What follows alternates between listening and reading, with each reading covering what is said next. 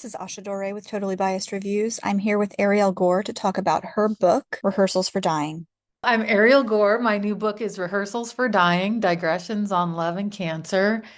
And I've written a bunch of books before this one, and I teach in the literary kitchen online mostly.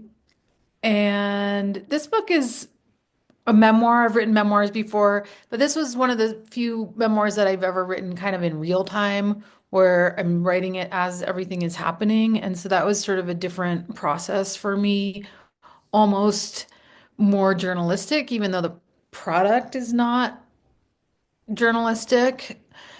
So it was an experiment, and I hope that it is a successful experiment in that it's something cool to read. There is journalistic tone mixed with I'm super interested in this idea of like writing through totally shitty process with that from that angle, sort of like a self-analysis or something like that.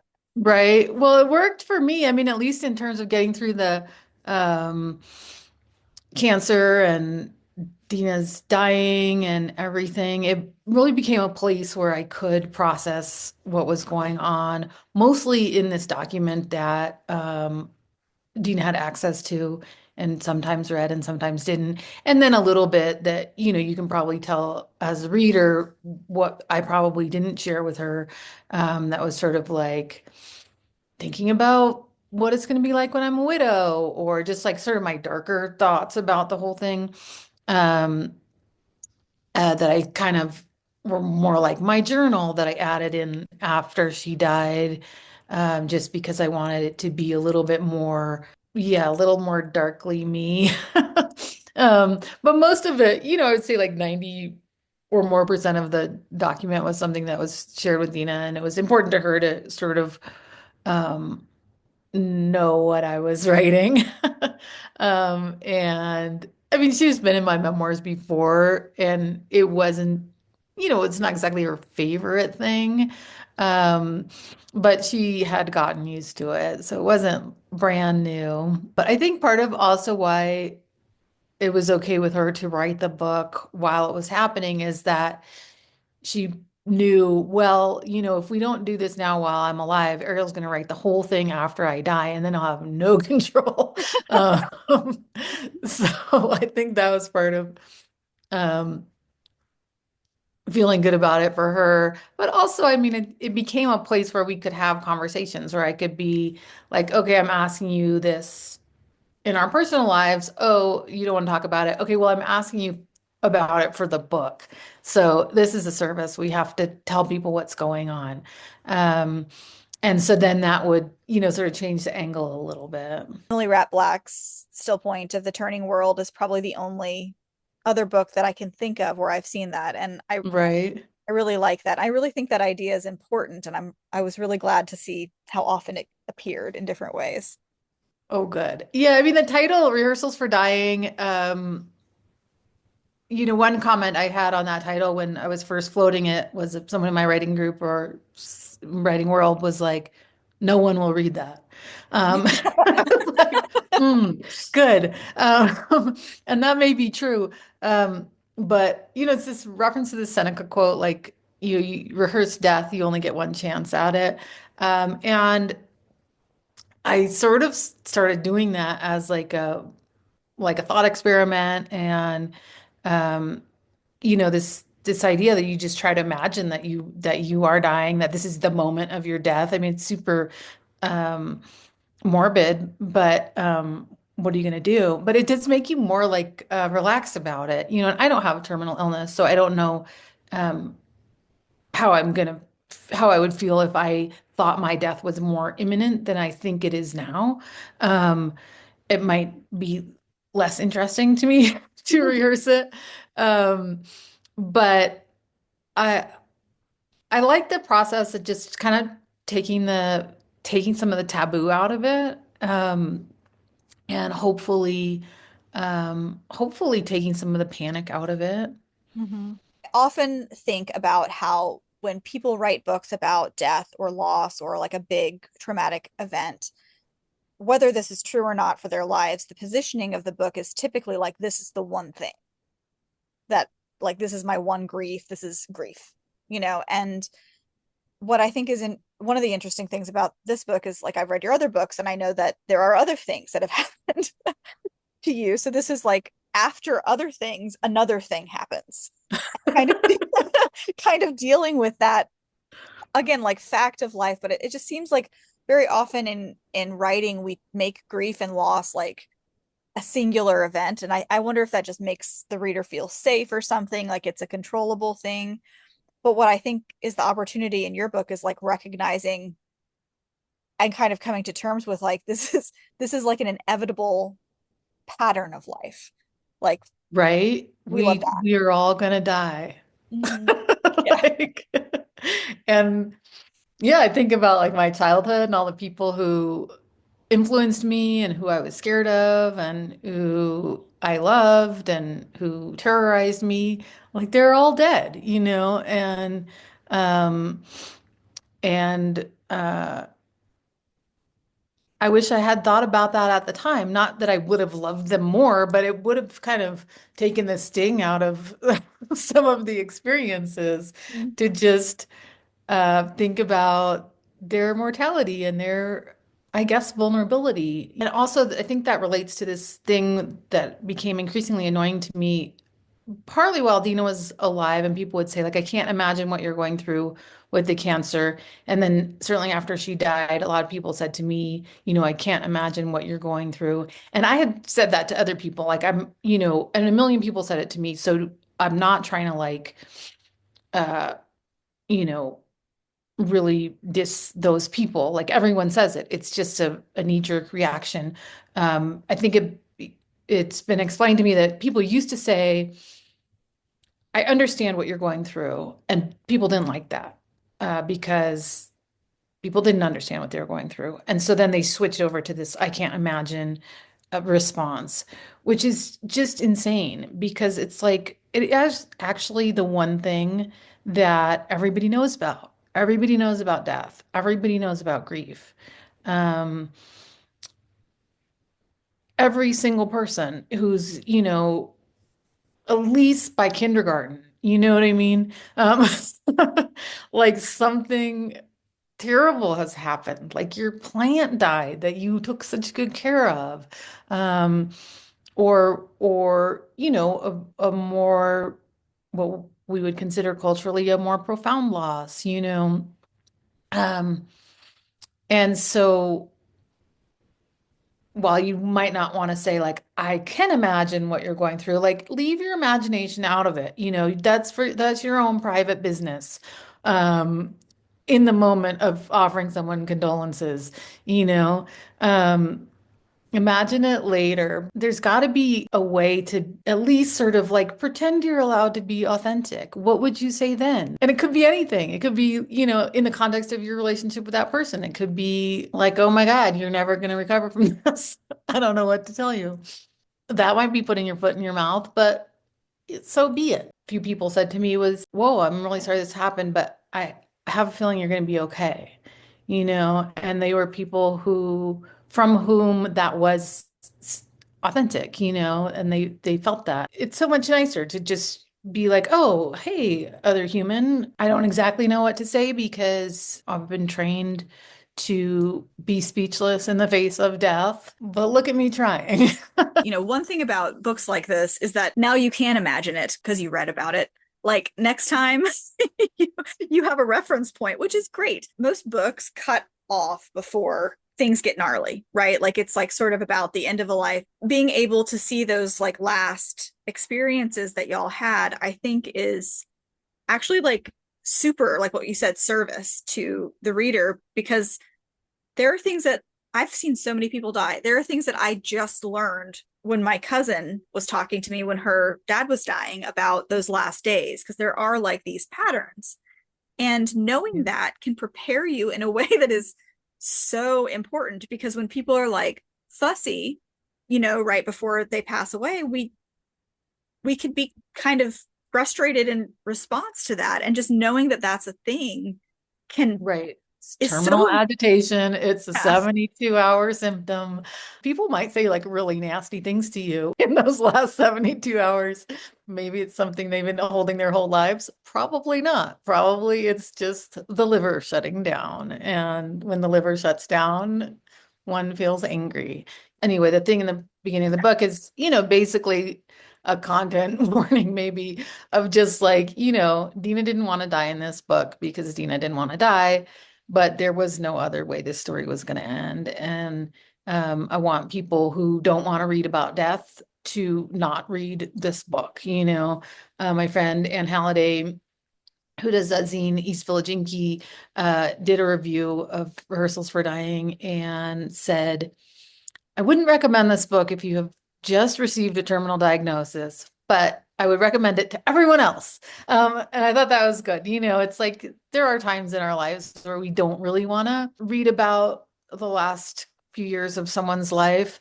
But I, for one, was really desperate for narratives like that. My friend Sia died shortly after Deena was diagnosed, and over the years, I would go to Sia's Facebook page and just go through her post by post just to see what was going to happen next or to have an idea of what might happen next. And that was one of my only resources. It's like, why am I literally, I'm reading like dead people's social media feeds. And this is like the most common cancer among adults on the planet. So why is it, with billions of dollars having been spent on so-called awareness campaigns, why is it so hard to find out what you can expect if you have metastatic breast cancer, which is at this time universally terminal? Yeah, it's really, really interesting. I think it comes back to kind of what you were saying about like just how to respond when people are, getting these diagnoses or dealing with stuff like this. It's just like we don't have a narrative. And I often, I've been in some like experiences with publishers and agents talking about like what sells and what they want to buy with regards to memoir, which is apparently like extremely slim these days. But one thing that they say is no cancer books. Right. And I'm like, I mean, there are like thousands of books published a year. I've not read all the cancer books or probably even a 25th of them, but the most of the mainstream books that I've read don't share actual details about this. And I don't know that I've seen a like prescriptive book, or a self-help book that is like realistic about it. Maybe that exists. I don't know, but I just think we shy away so much from the conversation, from facing it, that it's just like, you know, it's just wild to me. And I don't know if it's just pervasive in us as human beings after being like in this Western society for so many generations, or if there's a reason that I can't see. But it's always been odd as hell to me. And it disconnects us. It's so weird. It's the thing that should connect us the most because it's so common. Right. Well, yeah, and there are a lot of cancer books out there, but most of them are really vile. Like, and the kind of prescriptive or self-helpy ones are, in my limited experience, some of the worst. They're basically, tend to be people who their shtick is like, I'm a survivor, Mhm. and this is the weird diet I went on. Right. And I've seen that for sure. Good point. I think I just delete those from like reality because I hate them. right. I mean, yeah, that's so unhelpful. And and then yeah, I mean, I tried to read as much as I could, as many cancer books as I could, and I found very few of them to be helpful or satisfying. Um, there there are so many, I mean, it's sort of like when we talk about death, like when we talk about cancer, there are all these kind of platitudes that are acceptable, and they're so tired that they're meaningless. It's like this whole like warrior thing. It's like, okay, Audre Lorde called herself a warrior. Obviously, it meant something different, you know, 30 years ago. Um, And some people still, if you have cancer and you like to call yourself a warrior, like have at it. Like I'm not, never want to take that away from anyone. But it becomes this thing that everyone says, and it becomes this thing that's been so co-opted by, fundraising campaigns. And you don't realize maybe that your friend who has cancer has heard that they're a warrior already like 4 times this week. Um, and they might not always feel like a warrior. What if they feel like somebody who needs a lot of support? I don't even know that it would be that helpful to be a warrior in that situation. Like, you don't necessarily have more resources if you get into like a fighting attitude. You might not have fewer resources. It might not hurt you. Um, but it's certainly not for everyone. There were just so many things that I think before you're really in that situation or close to that situation that you don't realize how often people say the same thing over and over again. You mentioned the thread in the book about, we're always dying and always keeping on, which is a quote from my friend Mary Tallmountain. I liked the way she said that, and she had cancer when she started talking like that. Deena liked that also. But then there are other things that people say that really became irritating, which were almost the same flavor. But the thing that everybody said to Deena all day long when they found out that she had a terminal diagnosis was, well, I could get hit by a bus. Um, and meaning like we're all dying, right? We could all die next week. But suddenly it lands really differently. Like, A, if you actually have a terminal diagnosis, and B, if like 30 people have already said that to you this week, including your doctor, the bus imagery like has to go. Um, it's like the first person who ever said that, it might have been deep, but these things become completely meaningless and they become more like code for like, I don't want to talk to you. I appreciate like how throughout your book there's like this interrogation of things like that through story. So it's like a very soft interrogation, but very specific too. And I end up in this conversation about my daughter's disability more than anything else that I've ever Mhm. experienced. And I often hear people, they don't want to say things. It's like we avoid death and disability and difference and sadness and what all the things that we avoid, right? That we code however we code. And I'm often just like, you know, the person who's experiencing the thing that you think is bad, which might be bad or might not be bad, depending on what's going on, they're the ones actually experiencing it. Like, what is the harm for us to take the risk of saying the wrong thing and like actually learn from it? Because I feel like, you know, one of the most informative things on social media, like speaking of social media, was that you posted a question about like, you know, is it okay to say like I can imagine, I can't imagine, like what are your thoughts on that? And there were like hundreds, 100 responses or more. I mean, it was a lot. It was a very popular thread. And I went in on that too because I was like, okay, let's go. Like I have some thoughts on this. But I just feel like, regardless of what you can or can't think about or imagine, like say something that's yours. Like I tend to say something to the effect of, that sucks balls. When somebody tells me about something shitty that happened to them. And if they don't like that, then I can handle that because it's a teeny thing compared to whatever it is they're describing. Right. And I just feel like it's so interesting to unpack these easy low-hanging fruit responses and show how it impacts the day in the life of a person, which is what I think happens over and over in each part of your book. Well, and the other thing is that they can probably handle it too. It's not ideal to um, say something sucky to somebody who's already having a bad day. Um, but it doesn't, what really happens in the end. Like, Deena would mock her friends who said stupid things to me at the end of the day, not to their face, and then maybe it ends up in this book. Um, like it really wasn't the worst thing that happened. But it is something that the people have a lot of questions about. I mean, when I posted that on social media about why do people say I can't imagine, People have a lot of feels about that. What some of those feels are that they feel defensive about the fact that they have said that. Or it became clang in my ear, having heard it so many times. I'm sure I said it. Like I recall once, I think the last time I said it because I was mortified when I heard it come out of my mouth. Um, but probably before that, before I realized how throwaway it is, I'm sure I said it. It's not like stabbing someone.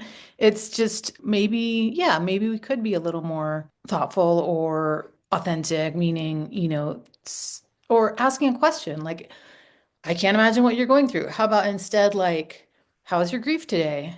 If you can't imagine, if you want to update, not everything's going to be for everyone. Somebody might find that question really awkward and irritating. It's more curiosity oriented. Or, when people would ask Deena very, very occasionally, surprisingly occasionally, how she felt about having this diagnosis, like um, having a diagnosis, the same diagnosis that her mother had. How did that feel? I think only one or two people ever asked her that over the years. It's such a more personal and maybe interesting question, and something that, like you said, can help you imagine. Like if your biggest problem is a crisis of imagination, you can just ask, or you can just read Rehearsals for Dying. That's right. I think just ask has always been my response, and like what I've taught myself to do. Like if I fuck up, because I tend to say, I can imagine that's horrible if I'm in a more professional mode, or like I can imagine that's a really hard, this is hard, you know, what do you need? What can I do? Or something like that. And that's like if I'm going to fall on something, it's the other thing. But that's mostly because I feel like that word imagine is what we're doing most of the time. Like we don't know shit. Like I know that the dog in front of me is something that everyone would agree to call a pug, you know, but some other language is going to have a different word, weirdly, probably for this dog, you know, and those agreements are just agreements in imagining the same thing at the same time. That's all that language is. So it's saying I can't imagine is like the weirdest thing I can imagine someone saying. Like, Yeah, I don't know how it caught on. Um, but like, it have you sure ever seen the did. TV show? Did you imagine that was true while you were watching it? Like, I do you like if I said pink elephant, would you have a picture in your head? Like, I don't get it. I don't get it. But you know, that is my personal experience in the world. But I appreciate that, the examples that you gave throughout the book. I think that question is in the book. How's your grief today? I think somebody asked you maybe or something like that. I can't remember, but I remember noticing that it's like there's like a model for how to deal with this in a gentle way rather than like a sort of, you know, like I think that the moments when the book is like describing like it kind of sucks when people say this or that, it's funny or soft, but very clear. And then there's like other options, which is great. Like we need that Yeah, I modeling. tried to give the good options, not just the mockable options. Yeah. Here's another one. Try this. Mhm. Um, it's tough because we are really trained not to um, be real in these kind of deep situations, and not to have an emotional language. Even for good deep things like love, like you're just like, yeah, I have to go get like a Hallmark card because I don't know how to say that. Um, and so but I think it's something we can keep trying to work on, and see if we can come up with our own words for love, and our own words for grief, and our own words for being afraid. I think a cool thing about like rehearsing death is that you have no idea how you're going to die. Most people, if you do have a terminal diagnosis, you have a ish idea of how you're going to die, but not really. You might die of a heart attack because they gave you some terrible drug to fight the thing you were dying of, or you actually could get hit by a bus. very unlikely. So, if you have a diagnosis, you have a better idea, I think, of or what the physical cause of your death is going to be. It can be valuable, I think, to, rehearse being calm about it. Rehearse, who would you like to write a letter to? What do you want your last 3 days to look like? You might not get to decide that any more than you get to decide anything else in your life, like a birth plan. Always, what a joke. But there's something to imagining um, what you might like it to go like at the same time as kind of releasing some control. I mean, I guess that's like the birth plan thing is that the only sort of sucky side of that is that it can lead to more disappointment when you find out that like birth is chaos. Um, and the same with death, I mean, and it was really actually helpful. A friend of mine who works in hospice said to me, the last few days are always chaos. And that was really helpful to me because that was sort of like the something that's helpful, I think, in birth too. I mean, that connection is limited, I know, but it's going to be chaos. And so also, let's rehearse like accepting chaos. Let's rehearse not beating ourselves up, if our loved one gets bitchy. Let's let's rehearse death, even one's own death, maybe not being the end of the world. Um, and see what that feels like, just at a minimum as a thought experiment. It's almost like surrendering while also like kind of empowering yourself at the same time, like giving yourself a little bit of control in that it's not an unknowable thing, but surrendering to the fact that it is in fact an unknowable thing. Right? This is getting so existential. At the end of Dina's life, it became important to me, at least, to really think about like, how do we want this to go? You know, do we want you to have a stroke in the hospital among strangers, or do we want you to just come home and we'll see what happens? Um, and we'll do the best we can in terms of safety in the house. We will make mistakes, and um, and have some more humanity around how this is gonna end. And the medical world doesn't really offer you that choice, especially cancer patients are have about half the amount of time in hospice as people with other um, terminal things, which is really odd to me since why aren't people referred to hospice, a couple months before they're likely to die? I can't imagine that the doctors don't know when things are getting pretty imminent. Um, but they're trained to just like fight for life, and then by extension, we're all trained to just like fight till the end. And that doesn't end well for most of us, I think. A much more I don't know if it's not like satisfying, but just something a little more human about saying like, okay, we have reached the end of what the medical establishment can offer us. And now let's have good light and make things be soft and, you know, um, play the music we want instead of having to deal with like Fox News because that's what is on the hospital TV. Um, Yeah. That's a hell of a way to end a life.